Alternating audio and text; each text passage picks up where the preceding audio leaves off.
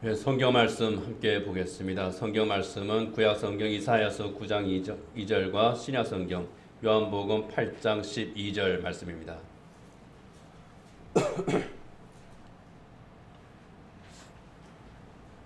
네, 제가 봉독하겠습니다. 흑암에 행하던 백성이 큰 빛을 보고 사망의 그늘진 땅에 거주하던 자에게 빛이 비치도다. 예수께서 또 말씀하여 이르시되 나는 세상의 빛이니 나를 따르는 자는 어둠에 다니지 아니하고 생명의 빛을 얻으리라. 아멘. 예, 크리스마스를 맞으면서 예수님께서 자기 자신에 대해서 정의하신 말씀들을 계속 나누도록 하겠습니다. 지난 주일에는 그 첫 번째로 나는 생명의 떡이라고 하신 말씀을 우리가 함께 나누었습니다. 오늘은 나는 세상의 빛이라고 하신 이 말씀을 우리가 나누도록 하겠습니다. 구약 성경 창세기는 이렇게 시작을 합니다. 창세기 1장 1절에 2절에 보면은요, 태초에 하나님이 천지를 창조하시니라. 땅이 혼돈하고 공함에 흑암의 깊음이 있고 하나님의 영은 수면 위에 운행하시니라. 하나님께서 창조하실 때 그때의 세상의 모습을 혼돈과 공허함과 흑암, 이것으로 묘사를 하고 있습니다. 하나님이 천지를 창조하시기 전 그때의 이 세상의 모습이 그랬다는 겁니다. 이 흑암의 세계에, 혼돈의 세계에 하나님께서 빛이 있으라 하고 명령을 하십니다. 창세기 1장 3절에 5절에 보면은 하나님이 이르시되 빛이 있으라 하시니 빛이 있었고 빛이 하나님의 보시기에 좋았더라. 하나님이 빛과 어둠을 나누사 하나님이 빛을 낮이라 부르시고 어둠을 밤이라 부르시니라. 저녁이 되고 아침이 되니 이는 첫째 날이니라. 하나님께서 창조하시던 그 첫째 날, 어둠과 혼돈의 세계에 빛이 있으라고 명령하심으로 시작이 되었습니다. 흑암, 혼돈과 무질서를 의미하죠. 흑암에 빛이 비쳤다는 것은 이 혼돈의 세계, 무질서의 세계에 새로운 질서가 생겼음을 의미합니다. 그래서 하나님의 천지 창조를 하나님의 창조 질서 또는 하나님의 창조 섭리, 그렇게 말하기도 합니다. 흑암에 빛을 비추심으로써 하나님께서 흑암과 혼돈의 세계에 질서를 부여하는 이 천지 창조가 시작되었습니다. 그것처럼 인류를 죄에서 구원함으로써, 죄악의 그 어둠과 혼돈에서 구원함으로써 하나님의 새로운 인류로 창조하시는 이 사역도 빛을 비추심으로 시작되었다고 성경은 말씀을 하고 있습니다. 이사야서 8장에 보면은 하나님이 없이 살아가는 인간들, 죄 가운데 살아가는 그 모든 사람들의 모습을 흑암으로 묘사를 하고 있습니다. 이사야서 8장 20절에 22절에 보면은요, 그들이 정녕 아침 빛을 보지 못하고 이 땅으로 헤매며 공고하며 굶주릴 것이라. 그가 굶주릴 때에 격분하여 자기의 왕과 자기의 하나님을 저주할 것이며 위를 쳐다보거나 땅을 굽어보아도 환난과 흑암과 고통의 흑암뿐이리니 그들이 심한 흑암 가운데로 쫓겨 들어가리라. 하나님을 떠난 이스라엘의 모습을 이렇게 묘사를 했습니다. 하나님께 범죄한 이스라엘, 그들에 대해서 하나님께서는 그들은 위를 쳐다보거나 땅을 굽어보아도 환난과 흑암과 고통의 흑암뿐이라 이렇게 말씀을 하고 계시는 겁니다. 그들은 점점 더 심한 흑암 가운데로 쫓겨날 것이라 멸망의 길을 가는 것을 의미합니다. 이러한 인간을, 절망과 고통의 흑암 가운데 있는 인간을 구원하기로 하나님께서 작정을 하셨죠. 이것을 하나님의 구원 계획이라고 말합니다. 하나님께서는 이사야 선지자를 통해서 이 하나님의 구원 계획이 죄악의 흑암에 갇힌 그 인류에게 생명의 빛을 비추는 것이라고 그렇게 말씀을 합니다. 이사야서 9장 2절, 오늘 읽은 이 말씀입니다. 흑암에 행하던 백성이 큰 빛을 보고 사망의 그늘진 땅에 거주하던 자에게 빛이 비치도다. 하나님이 없는 삶을 살아가는, 하나님을 배반하고 살아가는, 하나님을 거역한 그 이스라엘과 같은 그 모든 사람들에게 하나님께서 비추는 큰 빛이 있다는 겁니다. 요한복음에서는 그 빛이 바로 생명의 빛이라고 말씀을 하고 있습니다. 요한복음 1장 4절입니다. 그 안에 생명이 있었으니 이 생명은 사람들의 빛이라. 요한복음은 태초에 말씀이 계시니라로 시작을 합니다. 창세기 1장 1절이 태초에 하나님이 천지를 창조하시니를 시작하신 것처럼 요한복음은 태초에 말씀이 계시니라로 시작을 합니다. 그 말씀은 하나님과 함께 계셨고 함께 천지를 창조하신 그 하나님입니다. 그런데 그 안에 그 말씀 안에 생명이 있었다는 겁니다. 이 생명이 사람들의 빛이라고 말씀을 합니다. 하나님께서 죄악의 어둠에서 멸망해 가는 그 모든 인류를 구원하시는 빛을 비추시는 바로 그분으로 말씀이신 예수 그리스도께서 오심을 예언을 합니다. 죄와 사망의 권세에서 구원하는 생명의 빛, 하나님께서 세상에 보내신 이 생명의 빛이 예수 그리스도십니다. 이 예수 그리스도에 대해서, 이 생명의 빛으로 세상에 오시는 이 구주 예수 그리스도에 대해서 역시 이사야 선지자는 9장 6절이나 7절에서 이렇게 예언을 합니다. 이는 한 아기가 우리에게 낳고 한 아들을 우리에게 주신 바 되었는데 그의 어깨에는 정사를 메었고 그의 이름은 기묘자라 모사라 전능하신 하나님이라 영존하시는 아버지라 평강의 왕이라 할 것임이라. 그 정사와 평강의 더함이 무궁하며 또 다윗의 왕좌와 그의 나라의 군림을 하며 그 나라를 굳게 세우고 지금 이후로 영원히 정의와 공의로 그것을 보존하실 것이라. 만군의 여호와의 열심히 이를 이룰 것이라. 한 아기가 우리에게 낳고 한 아들을 우리에게 주신 바 되었다고 말씀을 합니다. 구세주 예수 그리스도시죠. 그의 어깨에 정사를 메었고 그의 이름이 기묘자고 묘사고 전능하신 하나님이며 영존하신 아버지요 평강의 왕이라고 그렇게 예언을 하고 있습니다. 그의 어깨에 정사를 메었다고 하는 것은 왕이라는 뜻입니다. 다스리는 자라고 하는 뜻입니다. 통치하는 자라고 하는 뜻입니다. 무질서의 세계에 하나님의 새로운 질서를 주심으로써 우리 주님께서 친히 다스리게 되시는 새하늘과 새 땅을 의미를 합니다. 하나님의 나라입니다. 하나님의 나라를 하나님께서 새롭게 창조하시는 하나님의 언약 백성을 다스리시는 그 나라, 그 나라의 주권자로 오시는 것을 의미합니다. 기묘자라고 하는 말은 초월자라고 하는 뜻입니다. 사람이 아니라는 겁니다. 하나님께서 사람으로 이 세상에 오신다고 하는 그것을 의미합니다. 하나님의 신성을 가지신 바로 그분을 의미를 합니다. 전능하신 하나님의 능력을 가지신 메시아를 의미를 합니다. 모사라고 하는 말은 조언자, 조력자, 변호인 그런 뜻을 가진 말입니다. 돕는 거죠. 인간으로 하여금 어둠에서 빛으로 나오도록 죄악에서 벗어나 하나님 앞에 나올 수 있도록 구원의 길을 갈 수 있도록 깨닫게 하시는 지혜로운 좋은 자시라고 하는 겁니다. 예수 그리스도께서 빛으로 오심으로 말미암아 어둠의 빛이 비추심으로써 빛과 어둠 가운데 있던 그 모든 죄인들이 자기들의 죄를 깨닫고 우리 주님 앞 하나님 앞으로 나오게 하는 그 일을 하시기 때문에 우리 주님을 정사를 메신 분 기묘자요 모사라 그렇게 예언을 하고 있는 겁니다. 마태복음에서 이사야가 예언한 바로 그분, 세상을 구원한 생명으로 오시는 그 평강의 왕, 그이가 바로 예수 그리스도시라고 분명하게 말씀을 하고 있습니다. 마태복음 4장 14절이야 16절입니다. 이는 선지자 이사야를 통하여 하신 말씀을 이루려 하심이라. 이르시되 스불론 땅과 납달리 땅과 요단강 저편의 변길과 이방의 갈릴리여 흑암에 앉은 백성들이 큰 빛을 보았고 사망의 땅과 그늘에 앉은 자들에게 빛이 비추었도다. 빛으로 오신 예수 그리스도심을 분명하게 선언을 합니다. 그리고 오늘 본문에서 우리 예수님께서 스스로 나는 세상의 빛이라고 증거를 하고 계십니다. 예수님께서 나는 세상의 빛이라고 말씀하시던 바로 그때는 초막절 때였습니다. 이스라엘의 3대 절기가 있죠. 6월절과 7절과 초막절, 초막절은 장막절이라고도 합니다. 바로 그때에 예수님께서 이 말씀을 하셨습니다. 초막절 이 절기 때문에 모든 유대인들이 예루살렘으로 모여 있었을 때에 이 초막절 절기가 행해지는 그 기간 동안에 예수님께서도 그곳에 계셨고 그 초막절 절기 그 잔치에 함께 참여를 하셨고 그 가운데에서 예수님 앞에 나온 사람들에게 하신 말씀인 겁니다.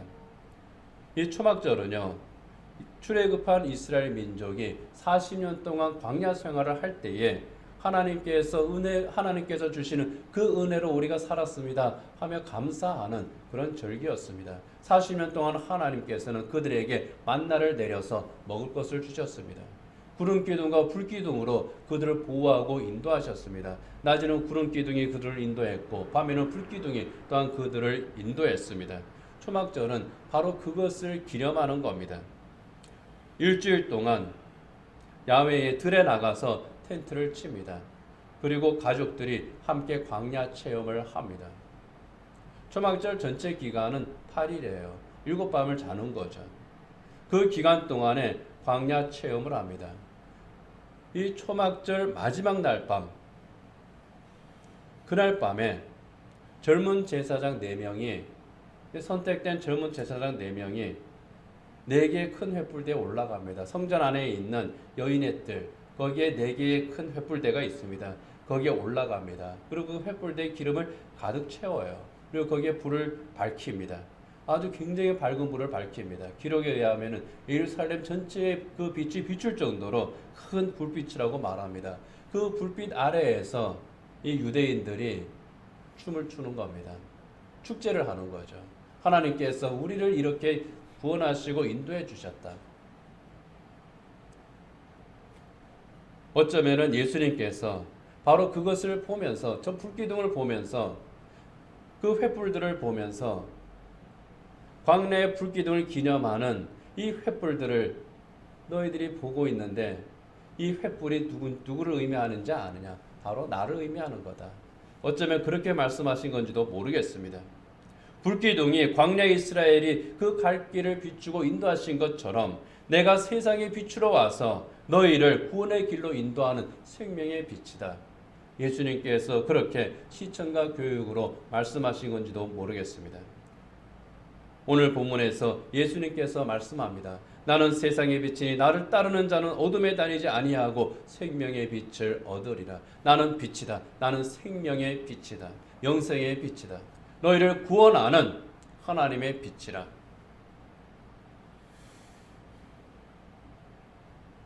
어둠은요, 죽음의 상징이죠.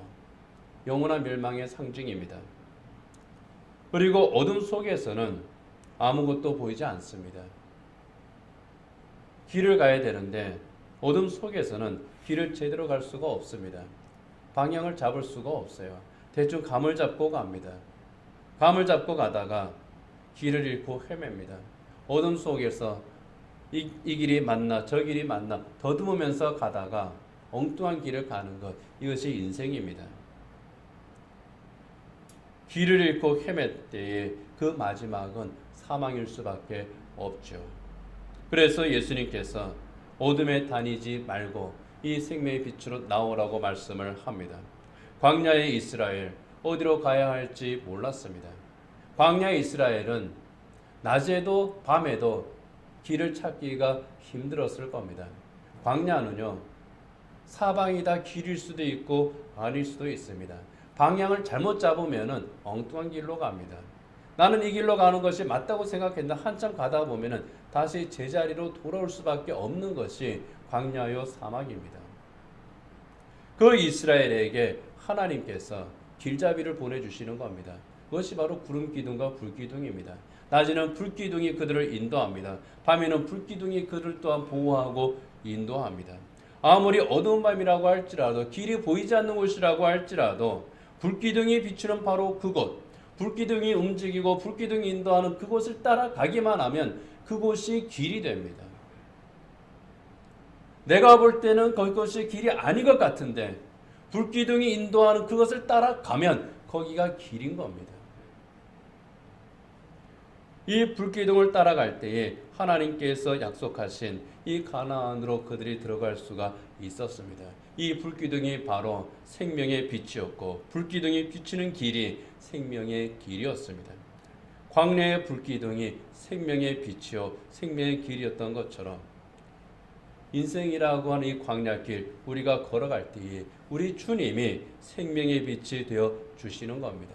어두운 세상 길을 밝혀주는 진리의 빛이 되어 주시는 겁니다. 어둠 속에 헤매는 그 인간이 어디가 길인지 제대로 알지 못하는 그런 인간이 감히 우리 하나님 앞에서 이것이 내가 갈 길이라고 단언을 합니다. 이것이 내가 성공하는 길이라고 작정을 하고 그곳으로 갑니다. 이것이 내가 좋아하는 길이라고 그 길로 밀고 나갑니다. 그런데 하나님께서는 그게 아니라고 말씀합니다. 그 길이 넓은 길이어서 너가 가기에 편하고 그것이 좋은 것처럼 보이지만 그 길 아니야. 그것은 멸망으로 가는 길이라고 말씀을 합니다. 생명의 길을 가려면은 생명의 길을 비추시는 우리 주님을 따라가야 된다고 하는 거죠. 그래서 우리 주님께서는 어두운 세상 길을 밝혀주는 진리의 빛이 되시는 겁니다. 이 세상의 거짓으로 속이면서 이 길로 오면 된다고 말할지라도 주님께서는 그 길이 아니라고 말씀하십니다. 그럴 때에 우리가 그것을 들을 수가 있어야 되는 겁니다. 죄와 사망의 어둠에서 우리를 구원하시고 우리를 생명의 길 저 하늘나라로 인도하시는 생명의 빛이시기 때문입니다. 그 빛을, 이 생명의 빛이신 그 예수님을 따라가야 된다고 성경은 분명하게 말씀을 하고 있습니다. 빛이 비추는 바로 그곳, 어둠에 가려져 있던 것들이 밝히 보입니다. 어둠에 눈이 익숙해지면은 거기에서도 나름대로는 잘 지낼 수가 있습니다. 그런데 거기에 빛이 비치게 되면은요, 내가 보지 못했던 것들이 다 드러나게 됩니다. 어둠에 가려져 있던 것들이 밝히 보이게 됩니다. 마찬가지입니다. 빛이 비치는 그곳, 우리 주님께서 빛을 비치신 우리 주님께서 계시는 바로 그곳, 하나님의 말씀이 비춰주시는 바로 그곳, 거기에는 거짓에 속한 것들이 드러나게 됩니다. 그리고 은폐하려고 했던 그 모든 죄악들 또한 밝히 드러나게 됩니다. 해야 할 일과 해서는 안 될 일이 구분이 됩니다. 가야 할 길과 가지 마야 할 길이 이제는 보이게 됩니다. 그래서 빛이신 우리 주님을 우리가 모시고 그 주님을 우리가 따라가야 되는 겁니다. 2000년 전 우리 예수님께서 세상의 빛으로 오시던 바로 그때 하늘에 특별한 빛을 내는 별이 하나 떴죠. 모든 사람들이 그 별이 무엇을 의미하는지 몰랐을 때에 그 의미를 깨달은 사람들이 있습니다. 동방박사들입니다. 지금의 이란으로 추정되는 바로 페르시아 지역에서 그 별빛을 보고 따라왔습니다. 적게는 6개월에서 길게는 2년까지 그렇게 보기도 하죠. 하늘의 별이 그들의 길잡이였습니다. 그 별빛이 인도하는 것을 따라서 그들은 예루살렘까지 왔고 예루살렘에서 다시 베들레헴으로 갑니다. 그들은 별빛의 인도함을 따라서 예수님에게 왔고 예수님에게 경배를 합니다. 그렇지만은 예루살렘의 헤롯과 제사장들 서기관들은 어떻게 했습니까? 여전히 어둠 속에 있었습니다. 그 별빛을 보고 따라온 그 동방의 박사들이 유대인의 새 왕으로 나시니가 어디 나셨느냐, 그 물을 그때에도 성경에서 베들레헴에서 메시아가 태어나실 것을 찾아내었음에도 불구하고 그들은 어땠습니까? 그들의 영은 어둠 속에 있었습니다. 빛을 깨닫지 못했기 때문에 어둠을 벗어나지 못했습니다. 성경은 그러한 자들은 빛보다 어두움을 더 사랑한 자들이라고 말씀을 하고 있습니다. 하나님을 떠난 인간, 죄에 매인 인간은 빛보다 어두움을 더 사랑하고 어두움 속에 점점 숨으려고 하는 그러한 자들이라고 하는 겁니다. 그 이유는 자기의 죄가 폭로되는 것이 두렵기 때문입니다. 하나님 앞에서 자기의 부끄러운 것들이 드러나는 것이 두렵기 때문입니다. 그래서 점점 피하려고 하고 숨으려고 하고 또 핑계를 대고 맙니다. 안타까운 것은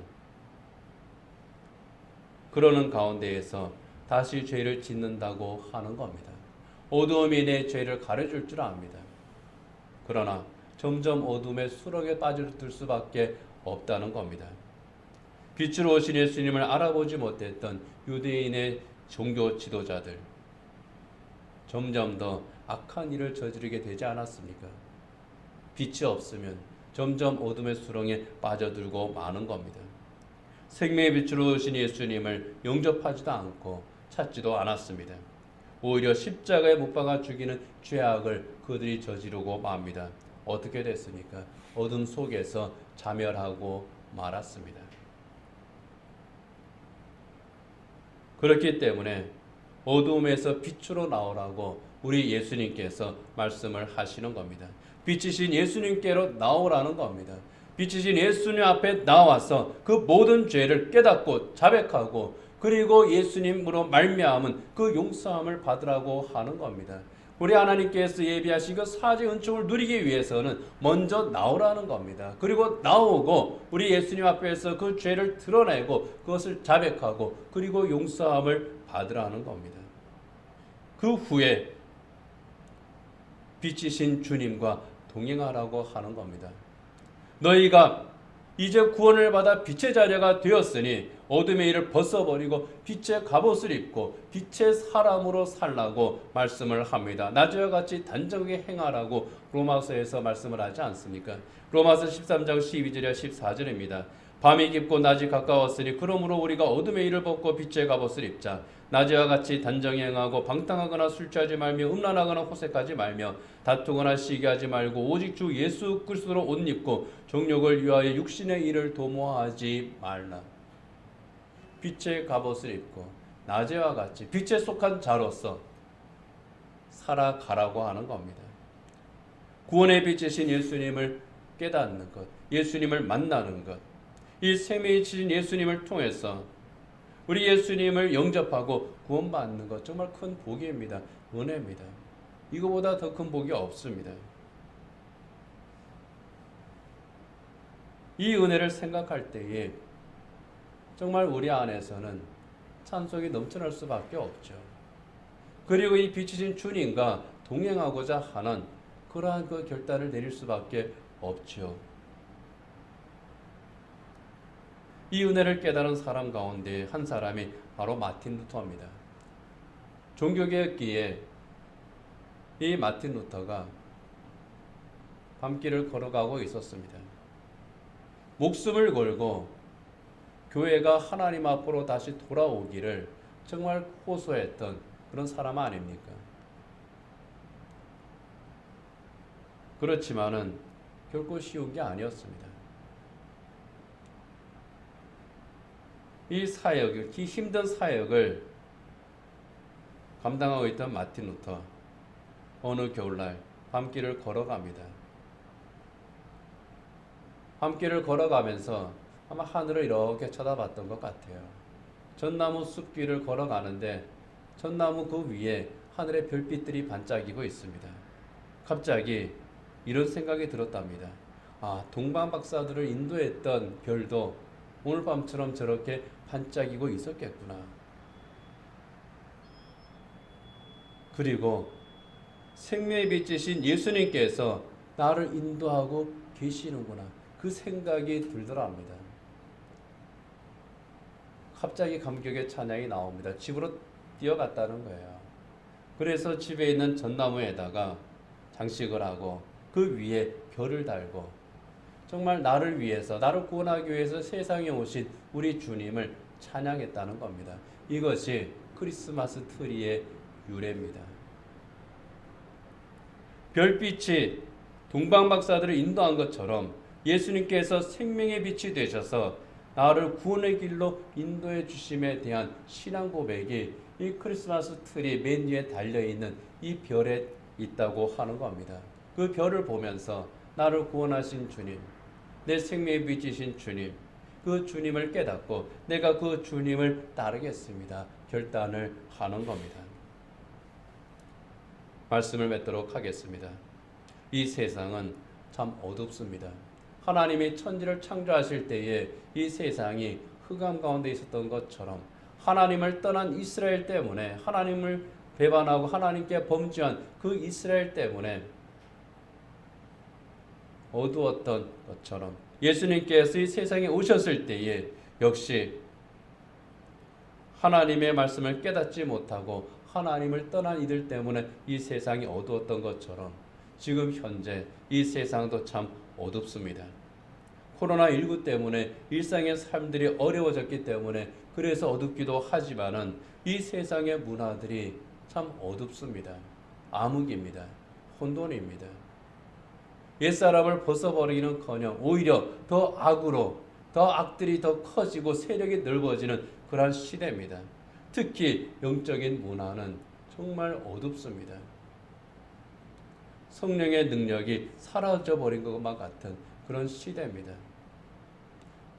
교회에 다니는 사람은 많은데 참된 신앙으로 그리스도인답게 정말 성령 충만함으로 정말 하나님께서 나를 인도하시는 것을 갈망하고 하나님께 영광을 돌리기 위해서 희생하고 헌신하는 그런 삶을 살아가는 자들이 점점 희귀해져 가는 그런 시대입니다.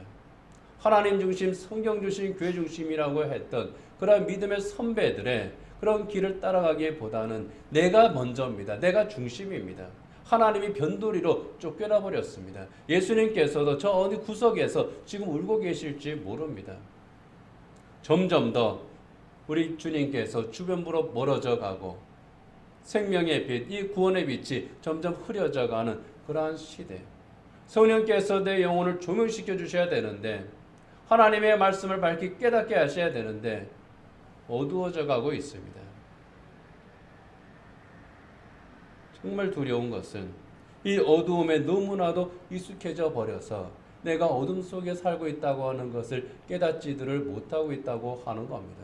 어둠 속에 있으면서 이 영혼이 어둠 속에서 죽어가고 있는데 이 영혼의 비명소리를 듣지 못하고 있습니다. 생명의 양식을 먹지 못하고 있는데 이 영혼의 굶주림을 깨닫지 못하고 있습니다. 하나님의 뜻대로 살아가야 되는데, 믿음의 길, 정말 우리 주님께서 가신 그 길을 따라가야 되는데 어둠 속에서 다른 길을 가면서 그 길이 바른 길이라고 착각하고 또는 그것을 우기면서 살아가고 있다는 겁니다. 죄를 정당화시키고 있습니다. 악을 손으로 포장을 하고 있습니다. 그 사이에 교회가 침몰하고 있는 것이 이 시대의 어두운 모습이고 무서운 겁니다. 세상의 무질서가 하나님의 창조 질서를 깨뜨려버린 시대입니다. 어느 시대보다 탐욕스럽습니다. 거짓이 진리를 삼켜버렸고 인간의 악함이 하나님을 부정하고 조롱하고 있습니다. 이사야가 탄식했던 것보다 더 큰 흑암의 시대입니다. 지금 코로나19 때문에 교회에서 정상적으로 예배를 하지 못하고 있다고, 국가에서 예배를 간섭하고 있다고, 왜 나라에서 예배를 못하게 하느냐, 나라에서 왜 예배 못하는 것을 강제하고 있느냐, 그렇게 반발하면서도 정말 근본적인 것에 대해서는 생각하지를 않고 있습니다. 왜 하나님께서 교회에 이런 시련을 주셨는지, 정말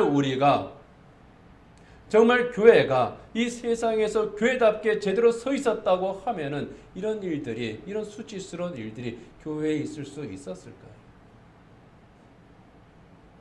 생각해야 됩니다.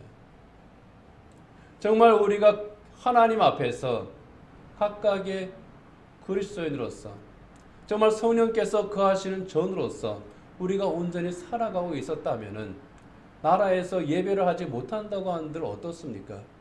그래서 믿음이 흔들리지 않습니다.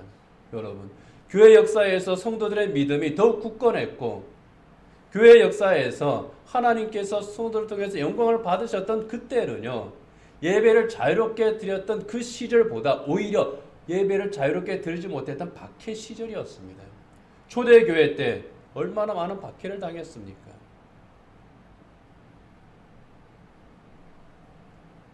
일제시대 때 신사 참배하지 않는다고 교회 문에 못질을 하지 않았습니까? 6.25 때에 성도들을 교회에 모아놓고 살해하지 않았습니까? 그러나 그 시절에 오히려 정말 더 건강한, 정말 우리 주님의 제자다운 그런 그리스도인들의 삶을 살았던 것을 봅니다. 여러분, 진정한 그리스도인은요,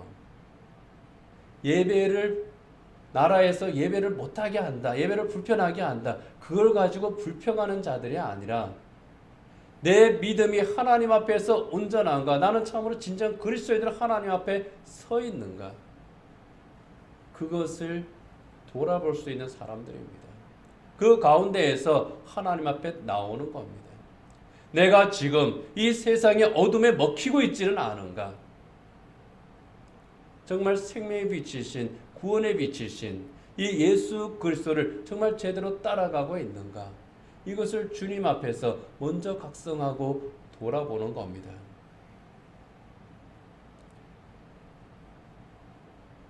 코로나19 때문에 교회에 모여서 예배하지 못하는 것보다 더 무서운 것, 빛으로 오신 예수님을 잃어버리는 것이라고 하는 것을 잊지 말아야겠습니다. 내가 예수님을 잃고 산다면은 그것보다 더 무서운 일이 없다는 겁니다. 예수님을 잃어버리고 세상의 어둠 속에서 헤매는 것. 빛의 갑옷을 잃어버리고 어둠의 옛사람의 옷을 입고 살아가는 것. 이것이야말로 무서운 일입니다. 이번 주 중에는 성탄절이 있습니다. 세상을 구원하는 생명의 빛으로 오신 예수님. 이 예수님을 우리가 다시 한번 바라보는 날이 되기를 원합니다. 예수님을 다시 우리가 바라보고 생명의 빛이신 예수 그리스도께서 내 안에 내 영혼을 그 빛으로 밝혀주시고 내 삶의 길을 인도하시고 그 인도하신 가운데에서 우리가 신앙생활을 하고 그렇게 신앙생활을 하는 가운데에 우리가 주님의 일에 헌신을 하고 그 가운데 우리가 교회로 모여서 하나님께 예배하고 그 가운데 예배할 때에 빛이신 예수 그리스도 그 주님과 우리가 더불어서 하나님께 예배할 때에 그 예배야말로 하나님께서 기뻐하시는 예배고 살아있는 예배고 그 예배를 드리는 그 날, 정말 그 날을 위해서 우리가 간절히 사모하고 기도할 때에 이 코로나19도 물리치게 해주시고 이 가운데에서 우리를 하나님께서 더 복되게 하실 줄 믿습니다. 여러분, 동방 박사들 비록 자기들이 갈 길을 알지는 못했습니다. 동방에서 길을 떠나갈 때에 막연하게 저 팔레스틴으로 가면 된다고 하는 그 생각만 가지고 떠났습니다. 방향만 잡고 떠났습니다. 그러나 하나님께서는 그들을 하늘의 별빛으로 인도해 주셨습니다. 우리도 마찬가지입니다.